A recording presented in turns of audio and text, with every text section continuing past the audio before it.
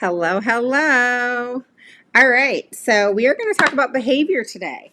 I like talking about behavior. Behavior's fun. Um, we're going to get into some good conversation about it. And I'm going to talk to you about some behavior goals, how and why an FBA is done, which should be the first step, in deciding if your child has some behavior concerns. Obviously, an FBA is done because there's behavior concerns, but not always is there a reason to have a BIP. Hey, Jess, how are you? I'm going to get back to you. I think you messaged me. I'm going to get back to you, I promise. Might be better if we just talk or something. I'll call you. So, with that said, my forte, is it forte? Is that the right word? My expertise, if you will, is behavior and reading. All right.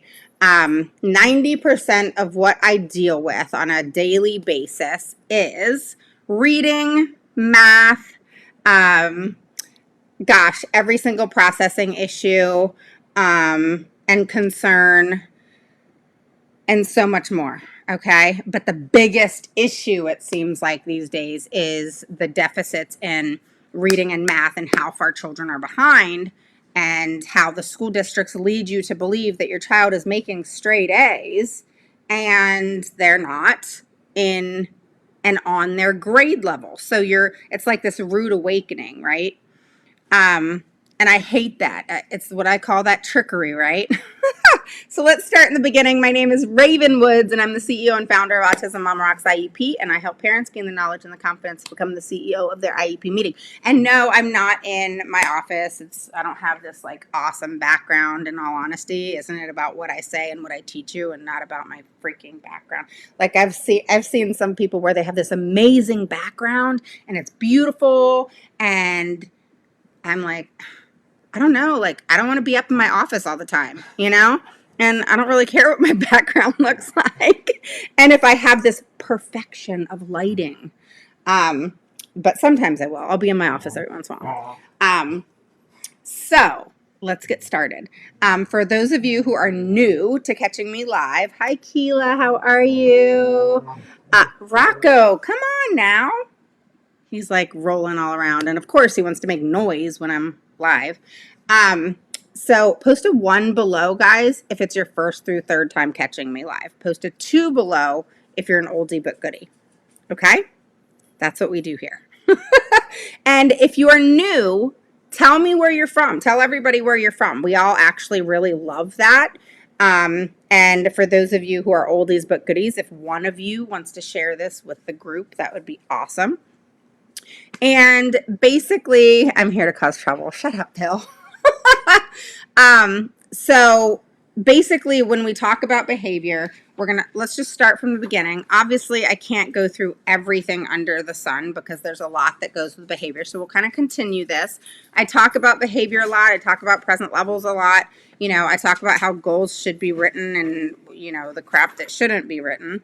And, we're going to continue to always talk about that because it's always going to be a problem. And in all honesty, every single IEP meeting I am in, I learn something new. Go figure. But if you guys are in IEP meetings and you are not learning something new in them, or learning something that they're telling you that, oh, that's not accurate, then you are not listening good enough. You're too nervous. Hi, Stephanie. How are you? Hi, BB. Hi, Leanne. How are you? Okay, guys. Thanks for saying hi. Keep saying hi. Tell me where you're from. Post a 1 below if you're new, 2 below if you're an oldie but goodie. And new is like your first through third time. Guys, after your third time, you're not new. You're oldies but goodies, so you got to post 2. Okay? But everybody can post where they're from. Hi, Jim, or Jim Cat. Joe. It's so funny when like people post like with their husbands and stuff. I used to do that, and then I was like, okay, this is too confusing, but hi, welcome. I don't know what to call you. What should I call you? Jim, Cat, or Joe? That's just kind of funny. Hi, Kimberly. How are you? She's from Ohio. Ohio, that's a state I deal with. Tara is from Iowa. Iowa is not that bad, honestly. They're just not. They're a pain in the butt in the beginning. Like, they're easy, kind of, you know, but watch. Let me deal with another place in Iowa, and they're going to be crazy people. Okay, so let's just start in the beginning. If your child has behavior issues, then first things first, okay? Hi for Kim. Oh, is she beside you? Jess is in Florida. I can't wait to get down there and move down there, but I got to wait 4 years. Then we have Keela in Houston. Gosh, all my due process cases are in Houston. Keela. And then, which we hope we do not go to due process. Nobody wants to go to due process. You just do what you have to do if you have to do it, right? Good to know. I may need you someday. Oh, yeah, absolutely. You guys know I got 3 states left till I'm in all 50. Come on, come on, come on. Okay, so here's the deal. Rocco, come here. He's going to bark, and it's going to drive me nuts. And then my little one goes and says, oh, let me be nosy. Is there something out there? Is there something out the window? Okay.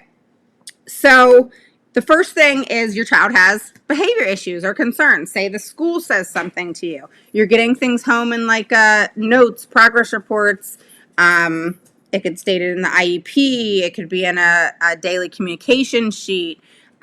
Whatever it is, your child could, well, Bill, you tell her that she needs to call me because I have an IEP I need to go over with her. Are you guys back from vacation yet? Did you guys have fun? Where did you go? You don't have to post that if you don't want to. You can text me. Okay, so basically what you need to understand is any type of behavior action that is negatively impacting your child in the educational setting is a behavior that has to be addressed. You know, a big behavior that a lot of people deal with is escape. Okay. Hey, Aaron. Escape is a big issue, but a lot of people think of it as escape as in they're walking out of the room or they're running or they're, you know, escaping from where they are physically. Thank you. But that's not all in which escape is. All right. So we can escape from a lot of different things. You know, how people say, you know, if you got a problem, hit it head on, right? Well, kids run when it comes to doing their work. So if they are provided a non-preferred task, typically, they will express escape behaviors, which is throwing fits, throwing themselves on the ground, screaming, throwing things. You know, it could be really bad or it can be not so bad. But even if your child is, you know, just taking a pencil and just tapping it and just over and over and over, because it's like a sensory issue, over and over and over. I mean, that'll drive anybody crazy, but at the same time, it's going to disrupt the class, right? Or if they are, you know, clapping all the time, all right? Autism, big time, will do this, right? Or sticking the fingers in the ears and making noise or turning their heads and doing things like this, right? So if our kids are in the gen ed classroom and those are some of the behaviors that is normal within their disability to be expressing, and yet we're not going to allow them to take our children out of the LRE for simple behaviors like that.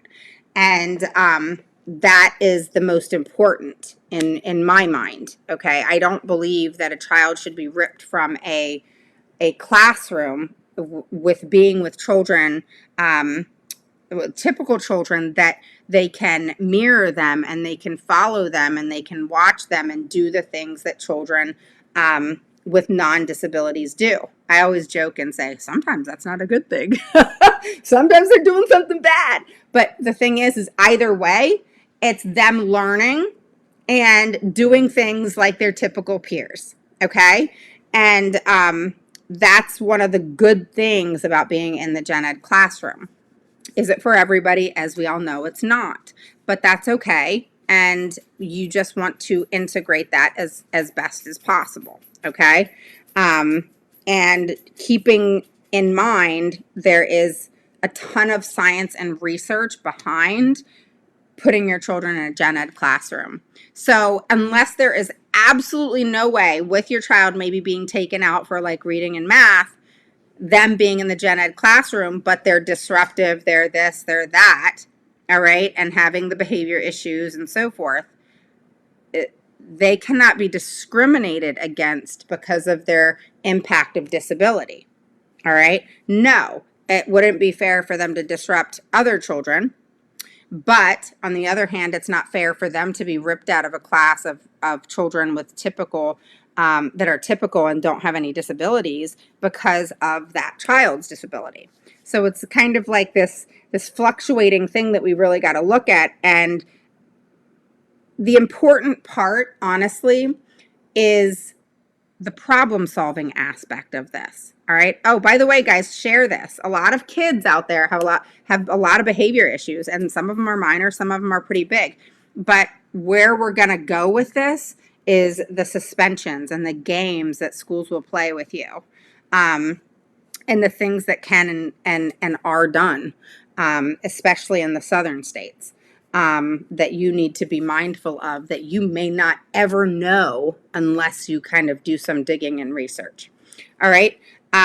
So Lena says, I have a child who needs to be on an IEP, but don't want to say her behavior is not because of IEP needs. The school, everyone involved says needs to eliminate the behaviors. I'm trying to understand that. Does your child have an IEP or they don't have an IEP? Or do you mean your child needs a BIP? Go ahead and respond to Aaron's Gemma's yes or counselor and duty yes or okay. So let's calm with the questions and responses for a second. And yes, Aaron can help you, but let's get through this first, and then keep posting your questions, and then I'll get to the questions kind of midway through and then at the end. So keep them posting, but if you're having conversations, you're going to miss like the big part of this. Does that make sense? All right. So the first thing is first, behaviors are being expressed, all right? So an FBA must be recommended by the school, all right? If they're the ones who are seeing the behaviors, they have to recommend this evaluation. And a lot of times they won't. And I don't understand why school districts don't do this. I have no idea. I don't understand why they will not just say, oh, we need to do FBA to really iron out where this behavior is coming from. And we need to do an FBA to be able to figure out what the antecedent of this behavior is so that we can solve the problem. School districts and parents, this is where you want to work together, all right? Please don't be best friends, moms, dads, grandmas. Okay, they're not your friends. It's a business relationship, all right? A business relationship that has a purpose, and that purpose is for your child to get everything they need for their individual needs, that will help and support their disability, all right? That is the goal. We're not at the table or online, which is the preference, to have this fun discussion. Have you ever been in an IEP meeting where, like, this used to happen to me, where they butter you up right in the very beginning? Have you? Come on, guys. Come on. Post. You know I'm right. Oh, hi, Mrs. So-and-so, Miss Jimenez. It's so nice to see you today. How are you doing? Justin is doing such a good job. You know, he is flourishing, and he is just a pleasure to have in class. And he is smart and loving, and I just love having him in my class. And, you know, it's amazing, you know, the growth and progress that he has made. Anybody? Come on, guys. You know that's so true. Oh, my gosh. It kills me every time. Kills me every time. You know, like sometimes I shut my mouth, you know, and that was even in mine before. Okay. Sometimes I shut my mouth. Sometimes I'm so irritated that I'm like, okay, come on, guys. We're here for the IEP. All right. Thank you for the kind comments. We really appreciate it. But I'm sure the mom already knows how wonderful her child is. So let's just move on. Okay? And I do say that because it's more like how they'll come across with it. It really is about the tone. All right? So if they said it and you can tell they're sincere, you know bullshit. Come on, guys. Y'all know bullshit. So if they're sincere and they're really wanting to say, like it's one person saying, hey, it's really nice having your child in the class and et cetera, et cetera. That's sincere. All right. I'm not saying people aren't sincere. But when it's this overabundance of that cheesy fakeness that will pluck my last nerve. All right. So that's what I don't like. If someone's being sincere and honest, you know what that sounds like. You just know. And that's different. All right. So the biggest thing in an FBA, all right, is figuring out the hypothesis and figuring out the antecedent. All right. So in figuring out the hypothesis of what is making this happen and what is the reasoning behind it? This is an odd behavior. These are the things you got to kind of think. You got to think science with a hypothesis, right? So you want to really figure out what is the reasoning behind this? Why is this happening? Why is this child doing this? This isn't right. You're just kind of fluffing those ideas, if you will, in your head. All right. The thing with this is you want to dissect the behavior.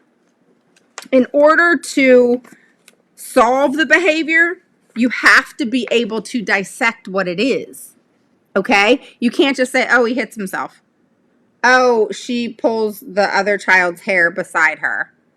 Oh, he yells all the time. Oh, she escapes and wanders and leaves the class and it's a safety issue.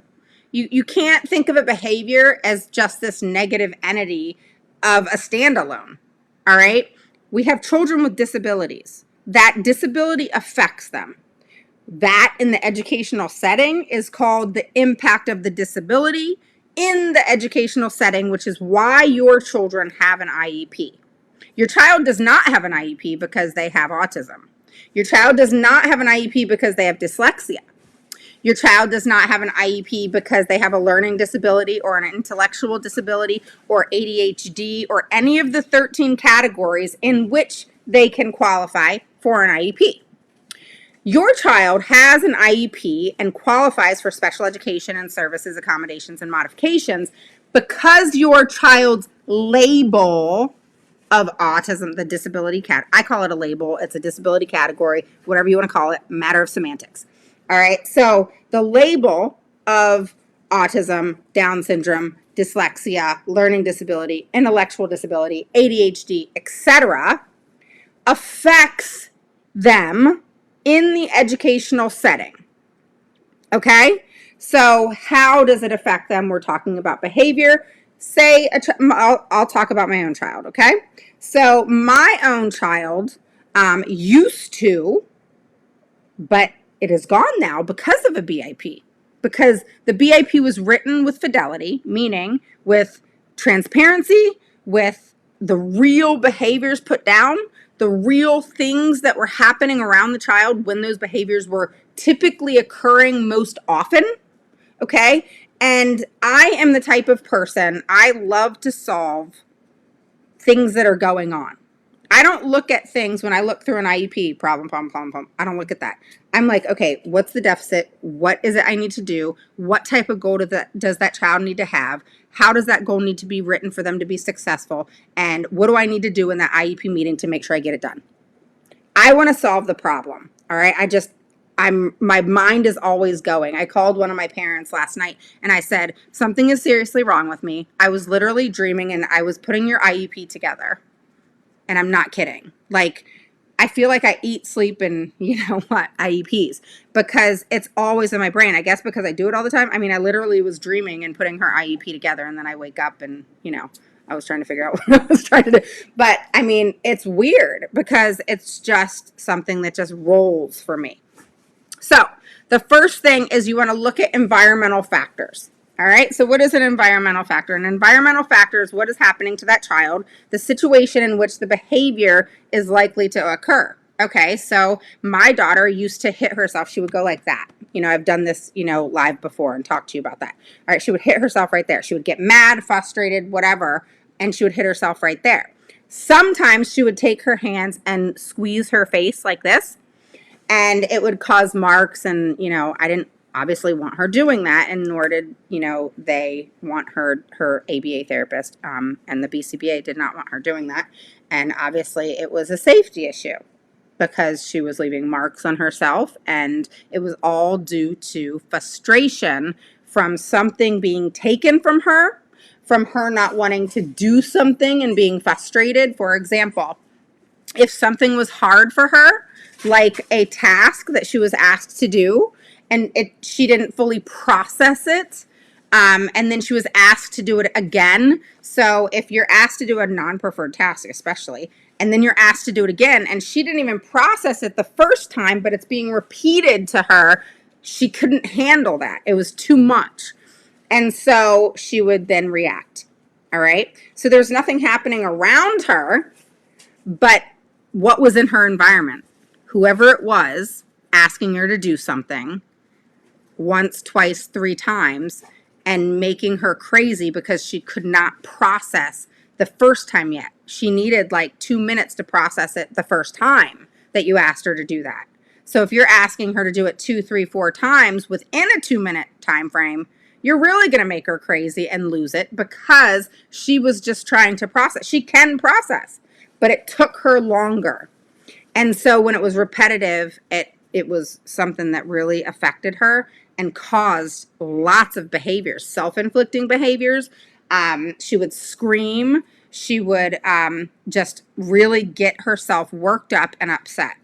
And so what did that do? Not only does she have autism, all right, and have everything that comes with that, all kids are different, but then she had being in a room with a bunch of children, and that could have been the special ed room or the gen ed room, giving her anxiety because of sensory issues. And then you have a non-preferred task being asked of her that was being asked of her way too many times within a short period of time that she was still trying to process. So those types of situations, we're just in environmental factors. And, removing students' need to use the problem behavior doesn't even come into play because school districts want to rip the child out of the classroom because of these issues versus try to solve the problem. All right.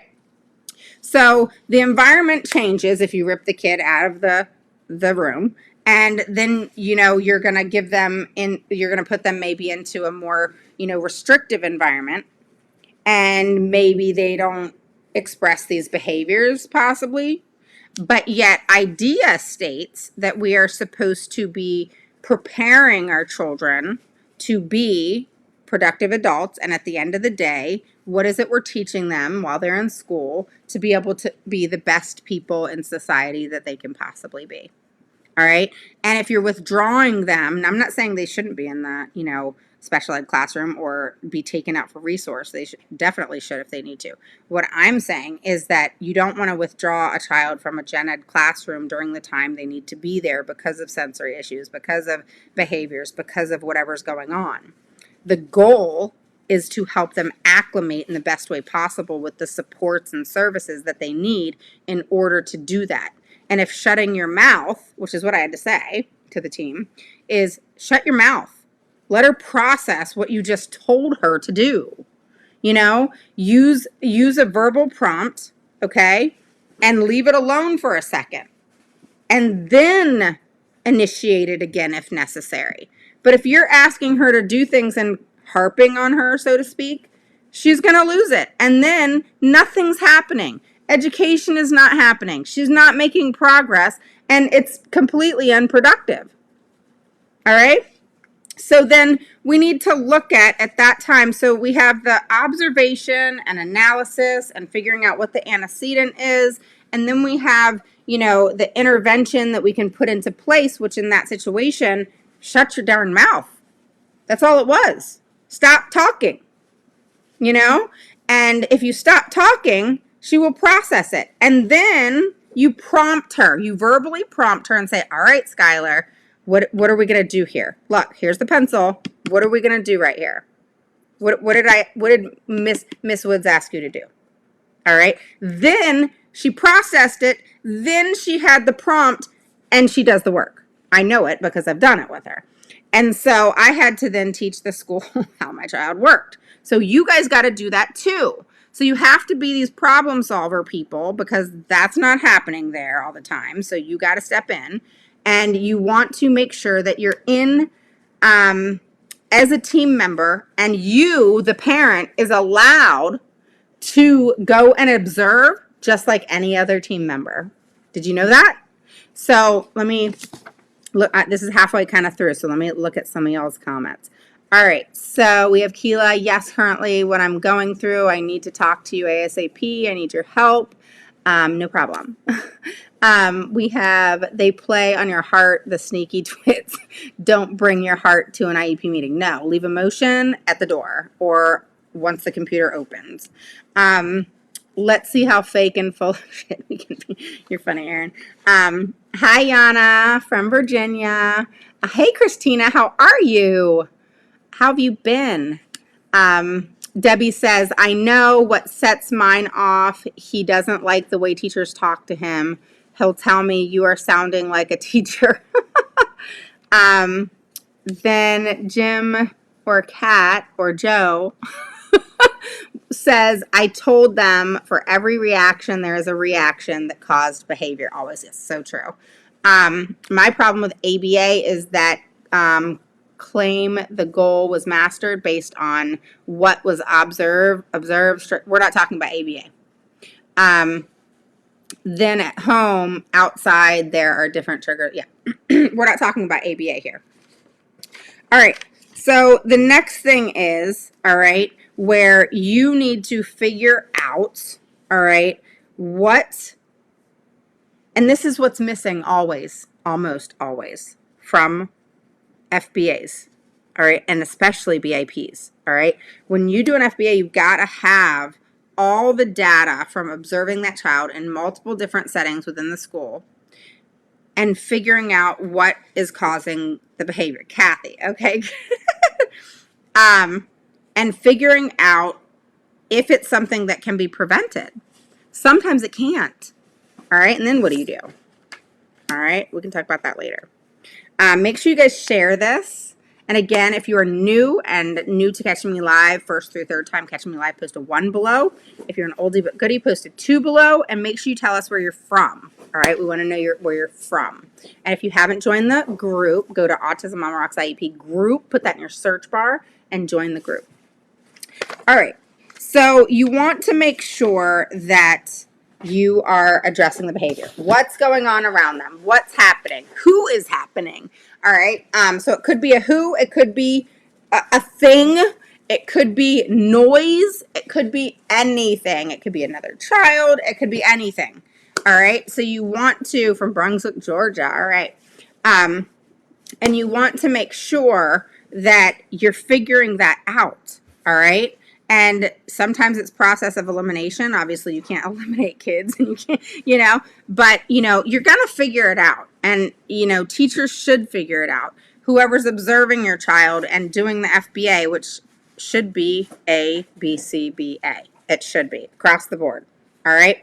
And you should 100%, be fighting for that. All right. You should not allow, I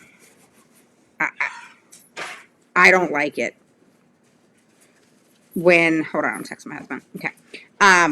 You do not want, Jake, no, You do not want it where a psychologist and a teacher and they will say, oh, the team is going to do it every time. I mean, there's been a couple times where I have had a psychologist do it in the school system and it's been okay. You bring the teacher involved, you bring anybody else in the school system, it typically does not pan out well. And if a BIP is needing to be created and it's not created appropriately and individualized for that student, it is going to blow up in your face. And that behavior is not going to change, and it is going to be very difficult to transfer that behavior. And what I mean by that, in my opinion, with my experience with behavior, other than the antecedent, which is what is happening, what is causing in that environment for this behavior to happen. All right. There was a time when my daughter would not do well when we walked into Costco because they had those big, huge lights, you know, kind of like they do in the gym at school, those big lights, and they have that like kind of zinging noise. We can hear it, but it's not like it bothers us really. But for kids with autism and other types of disabilities, that type of noise can set them off. All right. Is there any other kids out there that, you know, that you guys have or know of that, you know, will be set off by those types of noises, you know, and it's like a silent kind of like humming noise from this light. And my daughter did not do well with that. It was actually something that would really set her off, and that was not good because I love Costco. Costco is second to Disney World for me. And so my child was going to Costco and she had to deal because mama had to go to Costco. And I was not one of those parents where, oh, you lose your mind. Okay, I'm not taking you. I'm going to leave you home and we're going to be hermits because you have a disability and you can't deal with Costco. No, I didn't do that. I brought her and I kept bringing her and I kept bringing her and I kept bringing her and I let her have, you know, the sensory issues that she had. I let her bring certain things in with her to support her with the sensory-based issues she was having in Costco, but in no way, shape, or form, and this is not for all children. Some children just, it's not possible. But for mine, she was dealing with it. She was going to Costco because mom had to go to Costco, and she was going to deal. But I gave her supports in order to help calm and desensitize her. All right? And that was really important. You need to understand the why. You need to understand the why behind the behavior. All right. You have to understand that the functional assessment is supposed to show you what the problem behavior is, but it's going to give you the ability to then think about and be able to determine what type of interventions you need to put into play. All right. Hi, how are you, Kim? Tony says, not so much now, but when my son was there, yeah. My son's that way, Tara. Okay. And yes. All right. And Jess says, all right. So the logic behind an FBA, guys, is practically all behaviors occur, all right, within a particular context and serves a specific purpose. All right. So students change their behavior and will more effectively and efficiently result in desired outcomes if there is something being provided or taught to them to make them want to change that behavior. This is the second most important thing in a BIP, in my opinion, and I'm telling you I'm right. Once you figure out that environmental factor, screw everything else in a BIP. The next most important thing, I don't give a crap what you want to tell me about consequences because those are always there. I understand you're going to take the toy, you're going to hold, like with my child, you're going to hold her hand down if she's going to be, you know, self-inflicting behaviors, which she doesn't have anymore, but you know, when she did, all those things, we already know that. If a child's being harmful to others or themselves, you're going to, put their hands down and whatever it is you need to do so that they don't do that. If a child is screaming, you're going to maybe take them out of the room, etc. And that is the consequence to the behavior.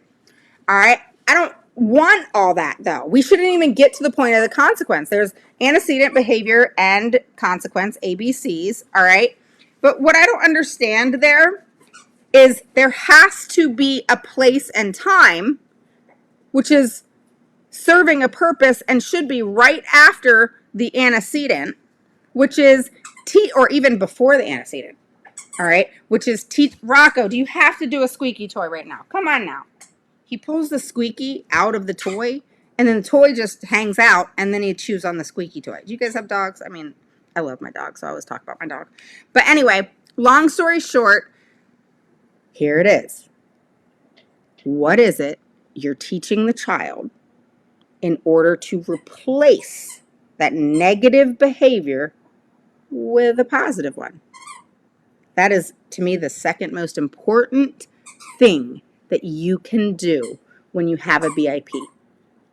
And I can tell you, 90% of the time, do I ever see a BIP written that has what the school is going to do, the action, not the stupid stuff they want to say, oh, we're going to remove the pen because he's tapping the pen and that's the behavior. What the hell does that teach them? Or we're going to do this and we're going to do that. And where's the teaching at? The BIP is a part of the IEP. Just because there's a behavior doesn't mean the teaching stops. Okay? So if a child has a behavior, you must teach them a negative behavior. You must teach them a positive behavior to replace the negative one. Or it's just going to continue and you're going to take pencils away all day. Or you're going to be holding their hands down so they don't hit themselves all day. Or you're going to be taking them out of the classroom because they are going to scream all day. Or whatever it is that the child's doing and whatever the behavior is that they're doing, it's going to continue and continue and continue and continue because all you're doing is removing the object, their hand, or removing them from the room. That doesn't solve the problem. You know, and then we fight for one-on-ones to take them out of the room. No, stop doing that. It's unproductive. If you're going to fight for a one-on-one, it needs to be because that one-on-one needs to be with them in the classroom, not to take them out of the classroom. They need to be in the classroom with the supports and a accommodation as the one-on-one. And the one-on-one is supporting them and teaching them how to replace that negative behavior. Now, that doesn't mean, guys, that they're not supposed to ever be taken out of the room because they need a breather or a break. That's not where I'm going with it. Where I'm going with it is you don't want to enforce the behavior and continue it. It's kind of like, here's the crazy thing, all right? It's kind of like if your child hit another child or your child hit their sister or their brother, and then the parent goes and hits the child and tells them no. What the fuck? You just said that your child should not be hitting his sister or brother or somebody, but then you go and hit them and tell them no. Sorry, I'm not trying to tell people how to parent, but I see that shit all the time. You know, I did it with my first child years and years. She's 25 now, years ago. And then I got to thinking about it. I was like, that's kind of dumb. I'm telling them not to hit, but then I'm spanking her because she hit. You know what I mean? Just think about it. I had to think about it, because it did make sense. Someone actually said something to me. They were like, Raven, and again, my older two are 21 and 25. This is a long time ago. But they're like, Raven, you just told Elena not to hit. Why are you spanking her butt because she just hit her brother? It made no sense, right? So the goal should be, even for a typical child, is to teach them how to handle their anger appropriately, right? And to have that frustration. They're allowed to have that frustration. They're allowed to be pissed. They're allowed to have feelings. They're allowed to have sensory. They're allowed to have anxiety. We're not going to be, you can't pluck the disability. You can't pluck the feeling that they have. What you can do is say, you know what? I accept you for you. I accept you because you are amazing, and disability or not, I am going to accept you and what you are and what you're doing. And I am simply going to teach you other strategies in which to cope so that your anxiety, your sensory based issues, your frustration, your need to escape because you're not wanting to do this. All right.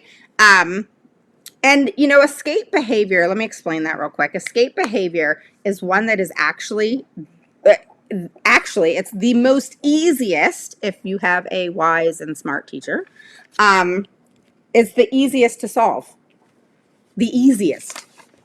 All right. And the reason why is because most children thrive off of positive reinforcement. They thrive off of, hey, if you do this, I'll give you this. This is what you want. So, and I want you to act nice. So you give me what I want, I give you what you want. It's a win-win. All right. Or whatever it is that your child will work for. All right. So here's an example. Skylar has been saying not so great words. She's back to that. Again, she's 16 though, so it is somewhat age appropriate. All right. And so she's saying nasty words, rude, cuss words. And so I take her phone. I ground her from her phone. And so then she screams and has a fit because I took her phone, and mom's so mean, and she started saying, I hate you, you're mean, you took my phone. And I'll say, okay, Sky, that's fine. You don't have to like me. And then she'll, no, I love you. I love you. I love you. I'm mad. You took my phone, And so it's like her talking to herself. She's understanding, mom took my phone because I cussed.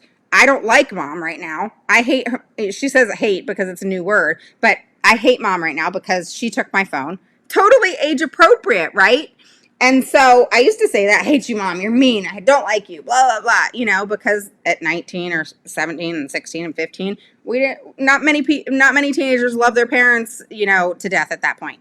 And so it's interesting when I take her phone, she screams. She's mad and angry. I'm so frustrated, she says. And she's actually very verbal about her feelings. Never, ever, ever do I put her down for her feelings. That is not my right. I have no right to tell you or anybody else how they're supposed to feel. So what I am doing with her, and don't get me wrong, I have not always been good at this. My older children, I made my fair share of mistakes.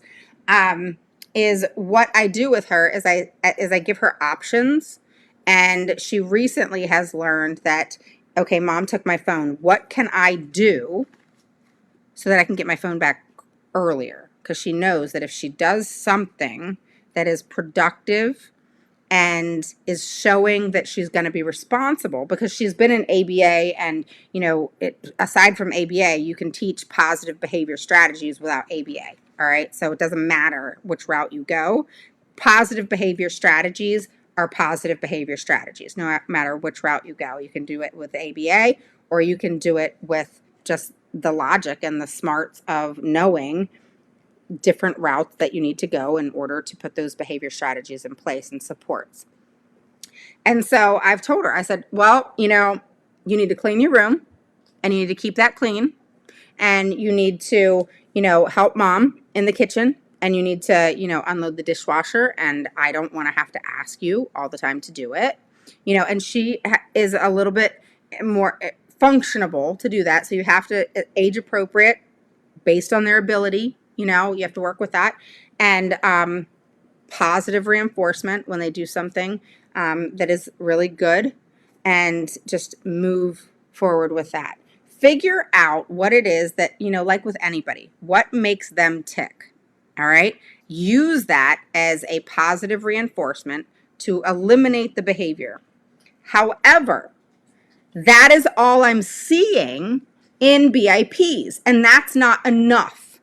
All right. So in BIPs, it's saying, okay, the child did this. Okay, I'm going to give positive reinforcement to deflect and eliminate, if you will, the behavior. But it's not teaching the child how to transfer that negativity to something positive. All right. It's just teaching them, if you do this and you stop, then I'll give you what you want. So there's positives in both, and you got to work with it all, but they've got to learn another behavior to replace the one. If not, you're just giving them what they want because they show a behavior on a temporary basis.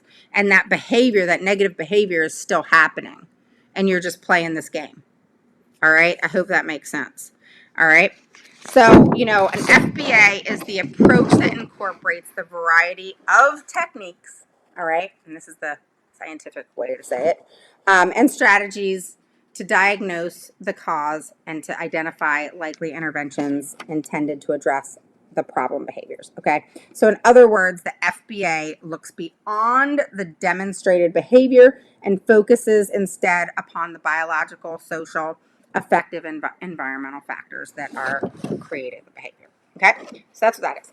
All right, so the BIP needs to have, all right, antecedent behavior consequence, comments on observations. It needs to have, you know, the child's name and all those types of things, but it has to have that behavior that is going to change and replace that negative behavior. So please make sure that that is in your BIPs, okay? Yes, it needs to have the antecedent, which is what happened prior to the behavior. It needs to have the behavior, obviously, okay? It needs to have the consequence, which is what happens right after the behavior. It needs to have comments and observations of what's going on, what's the whole situation. But it also needs to have replacement behaviors. It needs to have, it can't just have what happened prior, what happened after, what's the behavior. Okay, what is it that's being done to teach the child how to stop the negative behavior, replace it with the positive behavior, and it still feel as if things are becoming and are being resolved for them? All right, because that's what needs to happen. All right, they need to feel like there's a negative behavior for a reason. So that's where the hypothesis and the thinking of what is causing this behavior. All right, and once that's done and you're able to do your ABCs, then you need to answer those questions. All right. So, okay, guys, now's the time to start posting questions. Thank you so much for waiting on your questions. I love you guys for that. And, you know, I know you wanted to, you know, hear this stuff. So, you know, I appreciate that. So start posting your questions now, and we will start really talking about this because I know you guys have questions about behavior.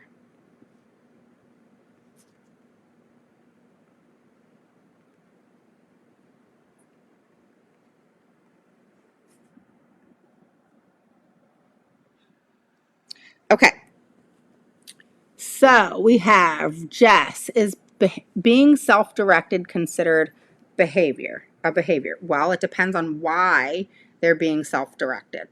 So, you know, they're not self-directed just to be self-directed, you know? So it depends on what the reason is. So we got to go back to, because the behavior is being self-directed. All right, they're having to be well, no, the self-directed is the consequence. So the behavior is what's happening. Why are they being self-directed? And then what's the antecedent? What's happening prior to the behavior? Because the self-directed part is what's being done about it, but there's nothing being taught. Does that make sense? All right, so Debbie says, my child gets mad, then he starts with, I hate Jesus, it's his fault. He doesn't love me, with a lot of cussing involved. Also, when trying to compliment him, that just makes it worse. He doesn't take positive reinforcement well at all. Okay, note taken, right, Mom? Last year, his teacher was telling him he did a good job after another teacher had said the same, and he punched her in the arm. Well, that's one thing that has to be noted. You know, that's what goes into that, you know, comments and other observations, which is positive reinforcement is not effective. Positive reinforcement enforces the behavior. or enforces and causes another behavior, which obviously needs to be, they need to be mindful of that, you know? But I want you to know, all right, and this is hands down across the board, they gotta be teaching your child ways to replace that negative behavior. So you can tell me the antecedent and the behavior and the consequence and what you observed all you want. That's not going to solve the behavior. The goal of a behavior intervention plan is to have a plan of action in which to resolve the behavior. It's common sense. Why am I seeing BIPs that have no resolution? I don't want to just hear, I'm so glad that you saw the environment and you could write it down. I'm so glad that you saw the behavior and you could write it down. I'm so glad that you know what the consequence is. You're going to take them out of the room. You're going to take the pencil. You're going to restrain them. You're going to this, you're going to that, or whatever for a consequence. That's awesome. What the heck are you going to do to resolve the issue? What are you going to do to teach them that this behavior is unacceptable? This is a behavior that is acceptable. You want to punch the teacher? Okay, let me give you a pillow so that you can punch the pillow. I don't care what he wants to punch. Give him whatever he wants to punch, as long as it's not a person, you know? So the schools have to buy stuff, you know? They used to buy my daughter the My Little Ponies, and believe it or not, My Little Ponies are not cheap. You know, the brand name My Little Ponies. And she knew which ones are brand name and which ones weren't. And they had to buy her My Little Ponies every week. The little tiny ones. But they're still expensive. And the school bought the My Little Ponies every single freaking week because that's what Skylar worked for. That's what worked. All right? If she replaced the behavior with a positive behavior, she was then rewarded with her darn My Little Pony that she would work for because she wanted to collect them all. And she wanted to have doubles because it drove mom nuts that she had doubles. And so she wanted doubles because she knew all their names. She knew, you know, when the My Little Pony movie came out and everything, and they all had names and they all had whatever, she wanted every single darn one. And so that worked for her.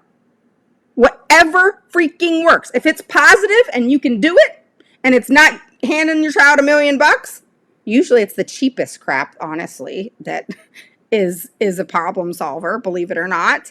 But bottom line, if they're working for something each week, they have something in which, you know, to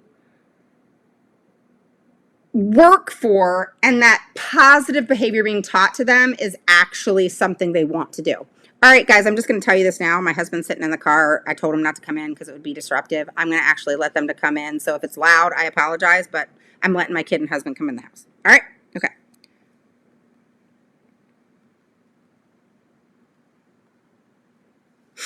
Okay. All right? Okay? Stick with me? All right. So here's the deal. I want you guys to look at your BIPs, okay? And I challenge you to, you know, because I was talking to a mom tonight and she was telling me that she's part of a lot of groups and things like that. Hey, Dorothy, how are you? Yana, Lizzie has a lot of anxiety when she is around peers. She is verbal and states she is scared of them because they are going to do something to her. She gets panicky around younger children, even the ones that are much smaller. She throws herself on the floor when peers approach, starts throwing objects and even punches. You know, guys, I've been very open and honest. I have anxiety. And believe it or not, yeah, I'm a bold person. I can take over in an IEP meeting. You know, Kim and Yana and everybody here, you know, a lot of people here can tell you that because they've seen me in action. But believe it or not, I have anxiety. And funny enough is before IEP meetings, I get that anxiety. It chills out once the meeting starts. I'm good. You know, I know how to shut it off. And so in the meetings, I shut it off. I shut emotions off when I'm emotional as hell, guys, and very, very, very, very, very sensitive, believe it or not. But I shut it off for an IEP meeting. Shut it off. So those teams probably think that I am just a crazy person. You know, she doesn't have any feelings. She's awful, blah, blah, blah, blah, blah, because I know how to shut off all feeling in an IEP meeting, because my focus is to keep mom calm, because I can't tell you how many times mom are like, oh my God, I have so much anxiety, and I can tell before meetings, especially if they're new clients, and sometimes I'll ask them, sometimes I won't, but you can tell, and I'll say, just calm down, we got this, and it's funny because they have so much anxiety. You guys know what it is. I did too. And, I have to, let them know that it could become World War II, or it could just be a little bit contentious, or it could be great, or it could be a bunch of them put together. You never know. I can never tell you what's going to happen. I can give you my thoughts, but I am no miracle worker, and I don't read people's minds. That's not the business I'm in. I'm in the business of problem solving and not putting up with bullshit. All right, that's a big one. Not putting up with bullshit. And I don't play games. It is what it is, and that's it. If a child needs speech, the child needs speech. I don't give a shit that you want to tell me you don't want to take the child out of the classroom because you want to keep them in the classroom to socialize them, but yet you don't want to take them out of the classroom to give them speech because you want to socialize them in the classroom. That's like the dumbest thing. I'm telling you. That's what they say. No, we don't want to take them out of the classroom. We want to integrate the speech into the classroom so that they can socialize. You guys have heard me say this, because you know why you're hearing me repeat this? I've got a problem with repeating things that drive me absolutely nuts, and I hate stupid people. I don't like stupid people. Stupid people drive me nuts. And what I mean by that, okay, is not if you don't know something. That's not what I'm talking about. What I'm talking about is if you're going to go and preach to me that you don't want to take a child that's nonverbal, that's not speaking well, that has expressive or receptive language concerns. You don't want to take them out of the room. This is what stupid to me is. You don't want to take them out of the room to give them individual speech because you want to socialize that nonverbal child, or that child that is having issues with receptive and expressive language. You want to socialize them instead. I am an analytical thinker. And when you analyze what I just said there, it makes no sense. I wish school systems would keep that one in their pocket somewhere, because it's coming out a lot more. Have you guys heard that? Have you heard where they're saying recently, we don't want to take them out of the classroom. We want, them to be able to learn these things in the classroom. We want them to implement what it is they're learning in the classroom. So we'll come in the classroom and we'll do consultation, or we'll do this, or we'll do that in the classroom. I'm sorry, but the first thing I think of when they say that is going to annoy the crap out of all the other kids. That is disruptive. So you want to come in the classroom, integrate into the classroom, teach that child socialization that can't talk or has a lot of expressive and receptive issues and needs to be out of the classroom, receiving one-to-one therapy so they improve on that, and then they can come and be integrated into the classroom and then be able to use those pragmatics and all those things and socializing, et cetera, and all that happens, and it's a happy thing. But not so much happy if you're going to force them to socialize when they are either unable to socialize, or they're not comfortable socializing, or it gives them anxiety to socialize, or they have too many sensory issues. You got to solve all those problems, or most of them, in order to make the school classroom successful. So that is a frustration for me. It's been one that's come up many times now. And when I hear it, which is a lot lately, in the classroom or in the IEP, I want to scream, because it makes no sense. And it takes, I think I said this to you guys last night because it was a pet peeve. please don't make me want to pull my hair out in an IEP meeting over stupidity. We are adults. We should be here in the interest of the child, based on the child's individual needs. And the goal of being in school is to teach them.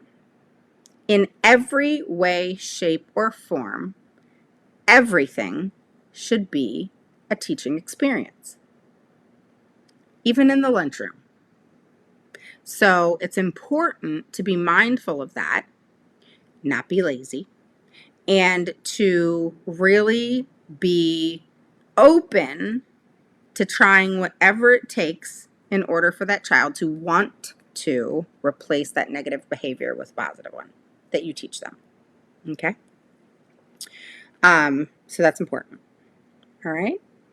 So we will wrap that up there. We'll still talk about behavior. I'll talk about a couple other things. I'll put some posts up in reference to behavior, some tips, that sort of thing. And we'll also talk about goals. That's one thing that I want to get to and talk to you about is goals. So I will be going live tomorrow. We will talk about goals, behavior goals, and we will talk about academic goals. We will talk about social goals and even occupational therapy and speech goals. Those goals and all the goals we talk about are not pertaining to any particular child. They are just generic. And then I will show you and teach you how you can then create that, for your own child. All right. And it is a course I'm going to be putting together as well this coming fall so that you guys can learn about the present levels, the goals, the services, the accommodations, and how they are made. All right? Everything comes from those present levels. If those present levels are wrong, the whole IEP is jacked up. All right? Because that's everything in which the school district is going off of, and 99.999% of the time, they don't know how to write the PLAF right. All right? So remember, an FBA is important and imperative for any child with any behavior. I don't care what it is. If it's a repetitive behavior and it's affecting the child in the educational setting, they need to have FBA so that there can be an observation and data and other things that are taken. Even, the observations of the teachers and other staff that work with them, you want that part of the FBA, it's not going to be, a huge impact, but you still want that.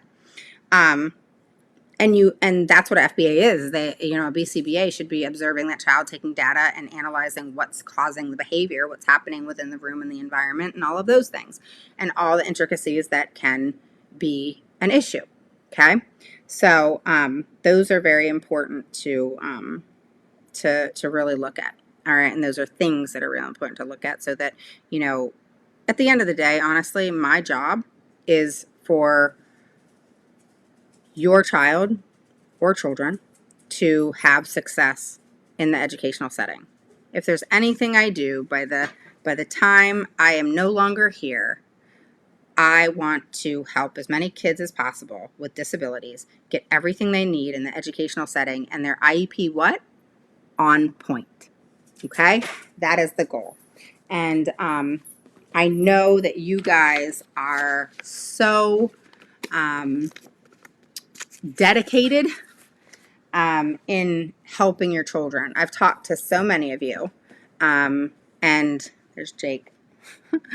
I've talked to so many of you, and the passion behind what you guys are wanting to learn, what you guys are doing, the knowledge that parents are having these days and learning, the kind words that you have given me of, hey, we had a win yesterday of, the parent, had said that she had been listening to me for quite some time now and she had a win in her IEP.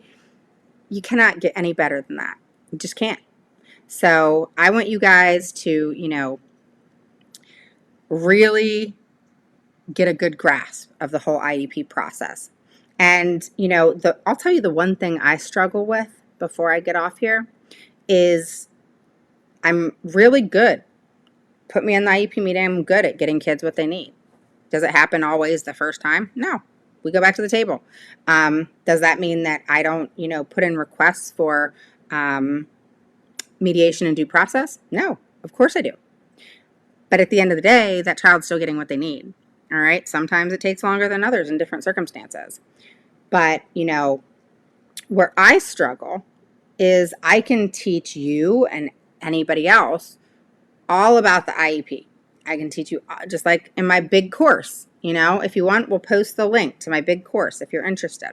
In my big course, I teach everything about the IEP. And guess what? I'm getting ready to add a whole new module to the course. It's already 6 modules, 14 lessons of quite a bit of information. You're like I tell people, watch it module by module, or you will have information overload. Like you can have brain freeze with ice cream, okay? Because there's so much information in it. It took me almost a year to put together. It's a great course. I love it. I'm very proud of it. But what makes me nuts, aside from that, all right, is the fact that, hey, Janet, how are you? Is the fact that I'm struggling on how can I teach you how to do what I do in the IEP meeting. So it's easy almost for me to teach you the knowledge part. Don't let the school system do this. Don't let them bullshit you. Make sure your goals are like this. Make sure your present levels are like this. Make sure, right? And I can teach that. And it's frustrating. My biggest frustration. So if anybody has a solution to that, can you please tell me? I'm still trying to figure it out because I'm taking this and spreading my wings now. As scary as it is, I'm spreading my wings and I'm looking for parents in every state. I'm trying to figure out if I'm going to take like 2 parents from each state, 1 parent from each state. I don't know. I don't know if I'm going to do like a questionnaire and you fill it out and I look at them all and I figure, I talk to you and, figure out like I'm struggling with, that's my one thing is how do I teach people to do what I do in the IEP meeting, not teach you about IEPs. I can do that till I'm blue in the face. I can do that with my eyes closed. You guys know that. Tell me how I can teach you to do what I do in the IEP meeting, which is what you guys ask me all the time. I need to do what you do. Or parents will say, I need to hire you because I'm not like you. And what they mean by that, it's not, oh, Raven's awesome. She's the best thing ever since sliced bread. Oh my God, she's freaking awesome. Okay, maybe I'm a little bit. So are you. But my point is now that we both know we're fabulous, how do I teach you how to get it done in that meeting? You know what I'm saying? You know what I'm saying. And so that's what is my thing, I'm telling my husband to come in. Okay. So that's where I'm struggling is I'm spreading my wings. I'm taking my business to other states and I'm going to be looking for moms, dads, grandmas, whoever who want to do what I do and help other people, help other moms, dads, grandmas, whoever, guardians, caregivers, whatever, help a child with special needs who needs an IEP to be on point, which takes patience. It takes a lot of love and passion and persistence. Obviously, knowledge of the IEP process and laws. You can't click on it. And it is, I'm looking for some, honestly, I don't care if you don't know anything. That's not what I'm looking for. What I'm looking for is someone who has that passion. I can't tell you how many IEP meetings I've broken down and cried. Oh yeah, my badass self has broken down and cried in IEP meetings. There was a 2-year-old that I had an IEP meeting with in Arizona, which was a nightmare in itself. I almost broke down because it's like the school system just was like callous and just didn't care. I don't get that. They just didn't care. You know, the director said, oh, I'll get back to you by the end of the week, meaning the 27th. And then guess what? She didn't get back to us, so I emailed her again, and I even emailed her on Thursday to remind her. I then emailed her yesterday to, reiterate that, and today. And she then comes back and says, oh, don't you remember, the mom can come into the school and sign for the consent to do the evaluations. No. We need to talk as a team and figure out what evaluations are going to be done and what's appropriate and what's needed for this child. You just got this child. She's 2 years old. What, how the hell are you going to make a decision? And so I want you to be passionate, but, you do got to you got to have a little badass in you. All right. Kim's in. You have to be able to debate. Oh, yes. You can't be afraid to argue. Sure can't. But it's funny. I'm getting ready to get off here, and I'm just going to be personal with y'all. I like to be personal with people. Like, I don't really care that the world or whoever can see this because it's a page and it's live and whatever. Because in all honesty, I've told you guys, I am who I am. I've made the mistakes I've made. I'm not perfect. And yet I am teaching parents how to bust down the doors of the IEP and get their kids what they want. So there's some part of me that's good. And I want to teach parents with everything that I have to do that, to get their kids what they need and deserve. I cannot say that enough. But now I'm looking for parents, 1 or 2 in each state, who want to do what I do, who's willing to become a badass, even if you're not, even if you're passive, even if you don't like to raise your voice, even if you don't like to argue. If you're passionate, you got it in you. Okay? And just look at it like you got to be knowledgeable, which I can teach that part. That's easy. All right? You have to be knowledgeable. You have to be intuitive. Be able to know the problem before the problem happens. Listen in that IEP. You will hear the problem before the problem even comes out and talks, which is one of the people that's going to talk and give you bullshit. You're going to hear it. When I'm going over goals, I hear the problem come out. So I'm already thinking, okay, I got this one. I got the argument here because she's is not giving me anything of substance. I told a occupational therapist the other day. You want to know what I told her? I said, you haven't convinced me yet. Now, she could have easily said, well, I don't really care. I don't need to convince you. Nope, you don't. But we're all part of the team, and I don't agree with you, so that's not a goal going into play.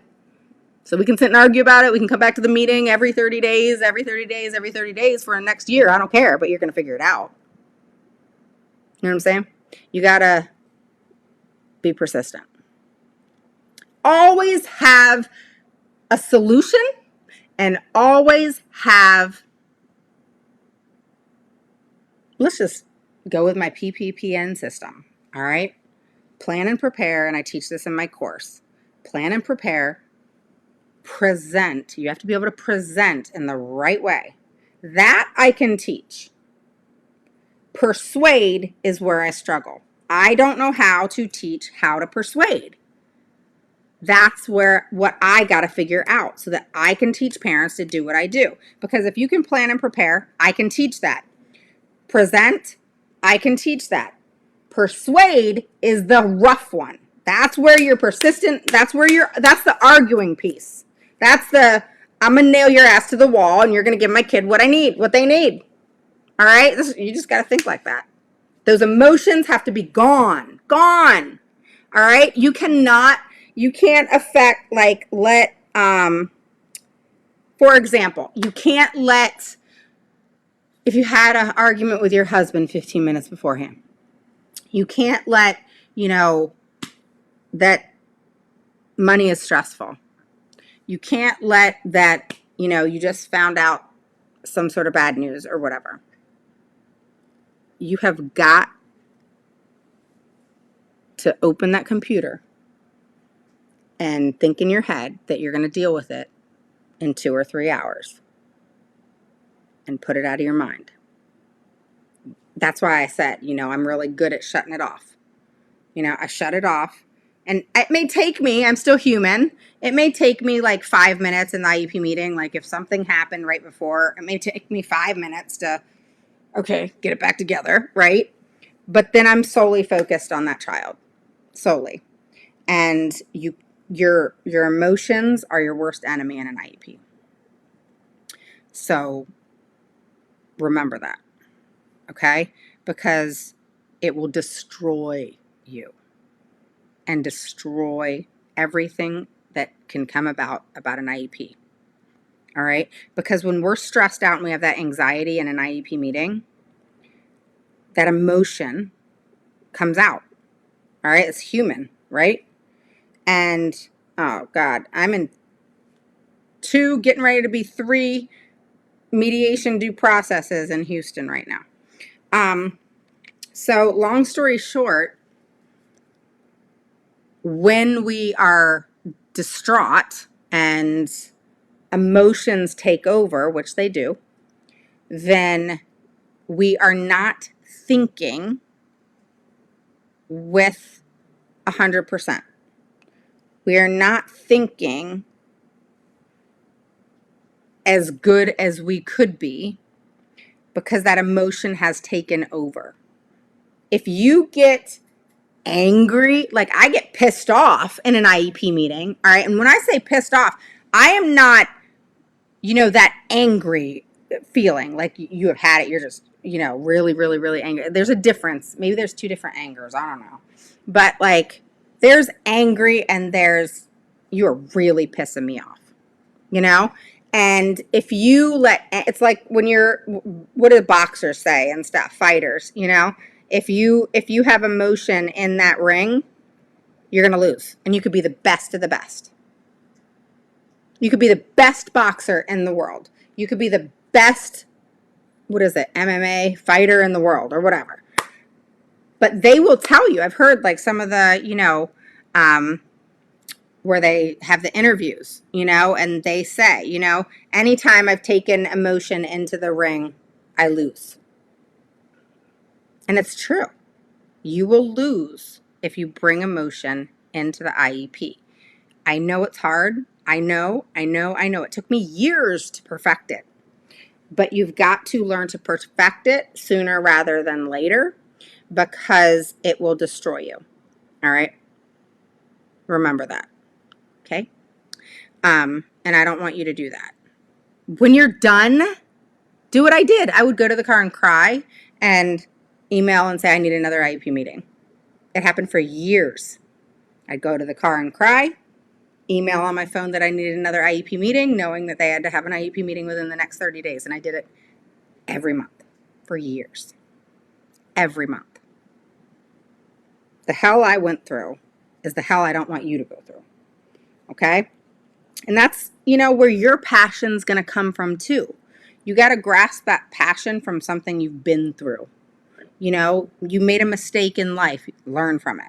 You have been through trauma, tribulation, etc. in life. Learn from it and grow from it. Don't let it control you. All right? Fear. Don't let fear run you. Overcome it. All of these different things, they're like emotions and whatever, and you'd think it was nothing, it had nothing to do with the IEP, but it does. Because it's who you are. And who you are is what is going to affect you in an IEP. So you have to bring that emotion. You have to bring that experience. You have to bring that life happenings, mistakes, happiness, loss, whatever. And that is all part of who you are and going to make you a better negotiator. you know? And you got this. You do. You got this. I don't know any mom out there, passive or not, that will not do anything for her child. I mean, obviously you have your, you know what I'm saying. I'm like, I actually don't know any mom out there that wouldn't do anything for their child. You got your pieces of, what, and, they shouldn't have kids. But you know what I'm saying? I don't know any mom that loves her child and would do anything for her child, that doesn't have it in them. All right. So stop telling me that. Yeah, I'll help you. I'll get your IEP together. I'm like that too. I wish I had someone there that, you could call me and say, hey, Raven, I want to go through your IEP package. I want to get your IEP package so that you can get my IEP together. Go with me to the IEP meetings, get my IEP together. My husband's walking on the door now. All right. Your milk's getting ready to fall out, Sky. And help me get my IEP together so it's on point, ready to go.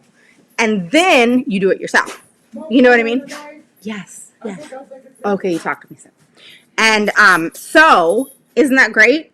Where you are basically saying, okay, get my IEP together, but then you spread your wings, and fly. And then you can, hey, Raven, can you look at this IEP? Is this good? This is what happened in the IEP meeting. Will you listen to this recording? Et cetera, et cetera, et cetera. And then you're learning and growing, and I'm listening to the recording and I can give tips and tricks, and that's kind of where I'm leading to this year. Yeah, I'll take care of your IEP. I'll get it together. But then I want to teach you. I want you to go to the IEP by yourself. I want you to record it for me. I want you to come back and play it for me. Let me look at the IEP and mentor you versus do it for you after I already did it, because don't sign the IEP. Don't let them put it into play in 5 to 10 days. Make sure you're on top of it. Get it to me within 3 days so I can see it, and then, then you're learning, after it's put together, if that's what's needed. So that's what I would suggest. Okay. So I do have 4 spots for October. All right. Where I can take you now, but I would be putting out the email in September, talking with you, having the 4-hour IEP makeover, going over documents, but then we would get it going come the first week of October. All right. So if you want on the books, message me on WhatsApp and we'll go from there. Okay. All right. So this is why she recommends doing meetings virtually so you can eliminate some of the. Yes, absolutely. My issues is with public speaking. I don't know what it is, but yeah, a lot of people have that, but you have to overcome it. Right? So maybe having a mentor would be beneficial for you, whoever that is. Maybe you have a friend. I can do it. Maybe your mom, whoever, but maybe they can be your strength and help you and give you tips, tricks, etc. You know what I mean? You just lose focus. Yes, and that's a big one. And the school districts are perfectionists at this. All right? They will, oh my God, they're so good at this. And that's where I have to stop them. Okay. So like I go through the IEP page by page when I'm in an IEP meeting and we're putting it together. So, and everybody that has said they're interested, message me on WhatsApp and we'll talk. Okay. And so they will they'll say, okay, you're in the present level, because that's up at the top, right? Or the disability category. You're like, no, my child has autism and a SLI, which is a speech language impairment, but they got OHI, or they got, intellectual disabilities, or they got something different. And you're like, no, that needs to change. The school said, oh, we'll come back to that. We'll come back to that. We'll come back to that. We're here now. Deal with it. I'm not coming back to it. I don't got time for all that. We're dealing with it right now while we're at it. But they say that so that they distract you. You keep moving in the IEP and they rush you and you get that anxiety. I remember. So I had to say, hell no. Not happening. Tell them. Say, you're not doing that. I mean, I will argue with them back and forth that we're not moving on. Come on. Janet, tell them. Kim, tell them. Like literally, I will argue with them. Do not rush me. You may be able to rush everybody else. That's fine. Go rush everybody else. Don't you dare rush me. This is an IEP meeting. I can talk about whatever I want if it pertains to my child. Do not ever rush me in an IEP meeting. It is way too important for that. So if it's not important, say this. If it's not important to you and you feel like you need to rush me because this is an inconvenience for you and it is taking too long and you have other things to do, then get the hell off my team. You are not the right person to be working with my child. Leave. Say that. Stand up for yourself. Don't think that you can't say things like that. Just shut your eyes and think about it. This is your child. Shut your eyes. I'm telling you, shut your eyes. Just do this, okay? This is your 1 minute of mental clarity. Shut your eyes and say, this is my child. I am going to do whatever I have to do to make sure that my child's needs are met. The stress that you go through, okay, as a mom, dad, caregiver, whoever, that just having a child with special needs brings into play. All right? And it doesn't matter how high functioning the child is. I mean, a child that has no disabilities, being parents is stressful. Being a parent of a child with special needs is more stressful. Do you know the divorce rate for parents of children with disabilities? Look it up. It's insane. So you have enough stress on your plate. The last thing you need is for someone to rush you in an IEP meeting when you're trying to address your child's needs. That's important to you. That means everything. And someone's going to rush you and be rude? Do not. I mean, that infuriates me. Infuriates me. And I will straight up tell them, get the hell off my team. You will never, ever work with my child if you're going to rush me, if you're going to make me feel anxiety and stress because you don't have time for this. It's an inconvenience for you. I'm sorry.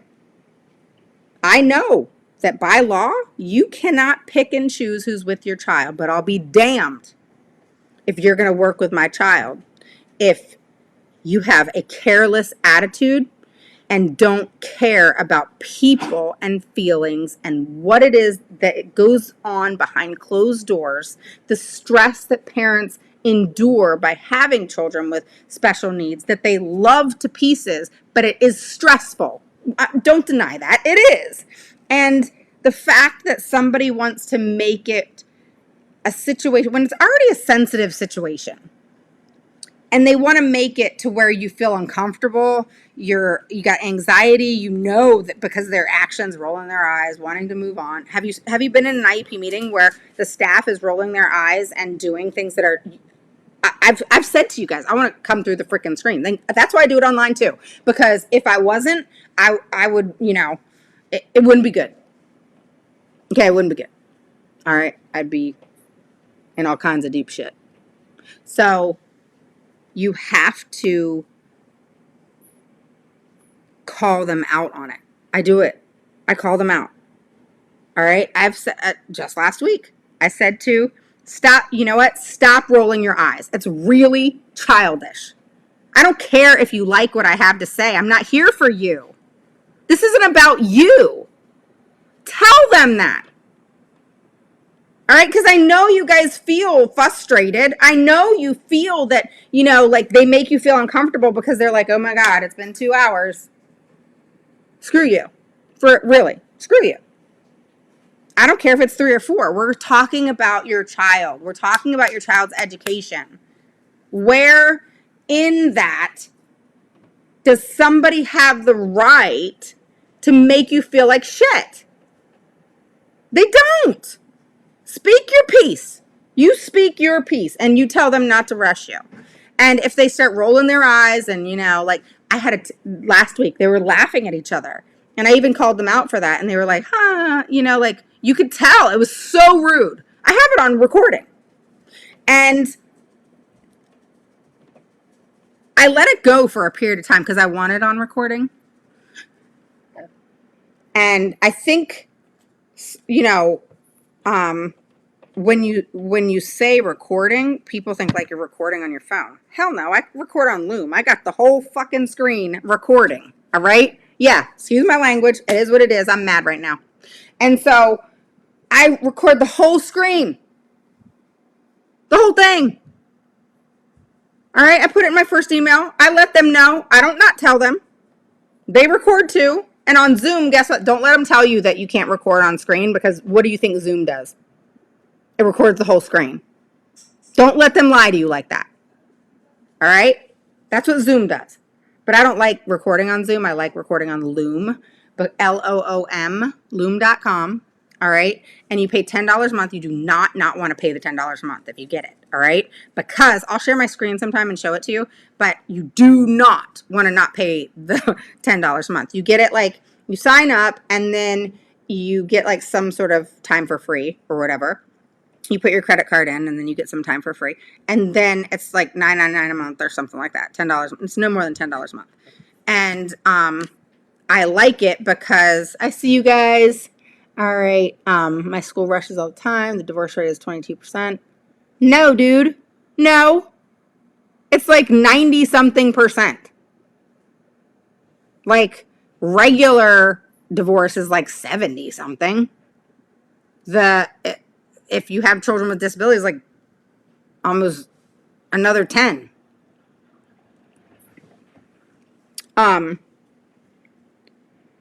If she said she does it, she does. I've been there. Yeah, I do it. I do it. I mean, sometimes I surprise myself with the stuff that comes out in an IEP meeting. I mean, I entertain myself sometimes. I really do. You have to with this. You have to. You have to be able to laugh at yourself sometimes because of the stupidity of what they do. If you didn't, I would be crying all the time. I would be sad all the time. I would be sad that oh, here's another one. I got to get off here. I've been on this thing for an hour and 32 minutes. Oh my God, I'm like, there's a lot to talk about. There's never something that I can't talk about with an IEP. Ever. I never thought that I would be able to talk about a subject and never, ever have nothing to say. There's always something because they don't stop. You know, we've all made mistakes in our lives, right? And I look at school districts and I think to myself, you know, I don't judge anybody for mistakes they've made. I don't care what it is. I don't care. All right? I don't care if you paid for somebody's college or go to jail for the fraud of that, or you went to, you know, you did something, you did drugs and, you know, you had an issue with that. Or, I mean, people judge all kinds of shit. It drives me nuts. Or, I don't know, pick something that is like, oh my God, she did that? Oh my God. That's horrible. Horrible. She's a bad person. Or he's a bad person because he did some dumb shit. I know, I forgot you're perfect. Anyway, what I'm trying to say is when you do F up, cool. Well, not cool, but we all do it. What's not the right thing, right, is when we do screw up royally or other, is to learn from it, right? Don't repeat the same mistakes, you know? Most of us learn that. When you repeat the same mistake over and over and over again, then it's kind of like, all right, you know? But if you made a huge mistake, you did something dumb, you did whatever it is, I don't care. Just don't do it 50 million times. you know, learn from your mistakes. Let's look at the school district. All right, let's just hypothetically say you and I learned from our mistakes. We screwed up royally and we learned from our mistakes. Okay, let's just hypothetically, that's what happened. All right, and then look at the school districts. Complete bureaucracy. Nobody can deny that, not even teachers. And they repeat the same mistake every day. There's not a, hey, I'm sorry, you know, I mean, I think many of us have been apologized to, right?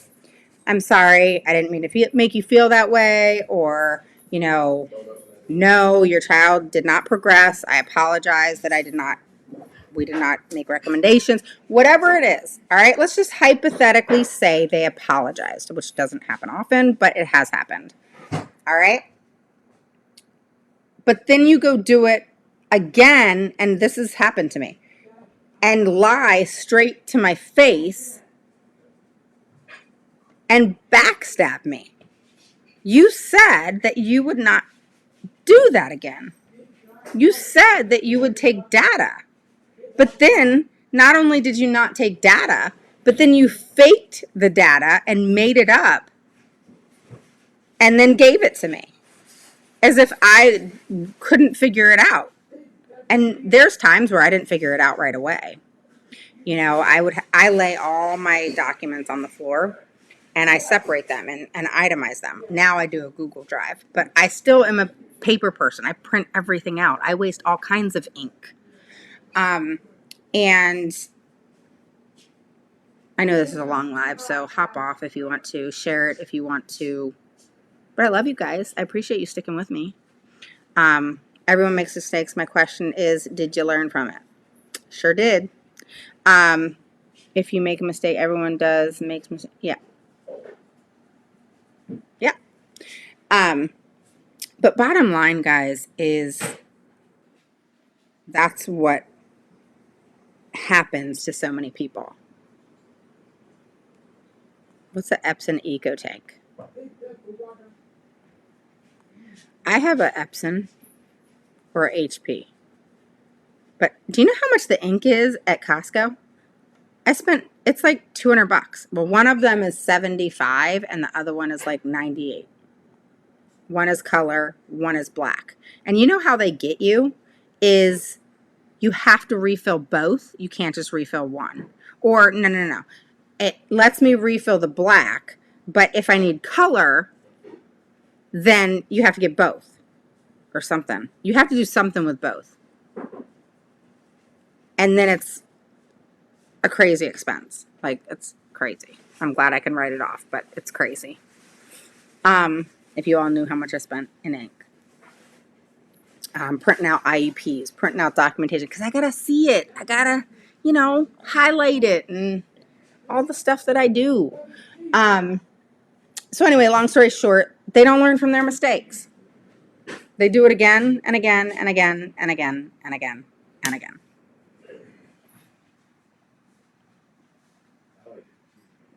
I wish there was like IEP administration jail. You know, let me rehabilitate you in the IEP world. You know? Like, Kim Kardashian's doing really good with that whole thing. I know, she plays a little ditz, but you know what? She's in law school and actually getting through it, so. Anyway, long story short, you know, they need rehabilitation. That's what they need. We all need rehabilitation sometime, right? So I'm going to go.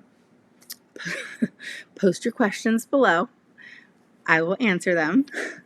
I'll have Aaron post my course, my big course again. Skylar's throwing a fit.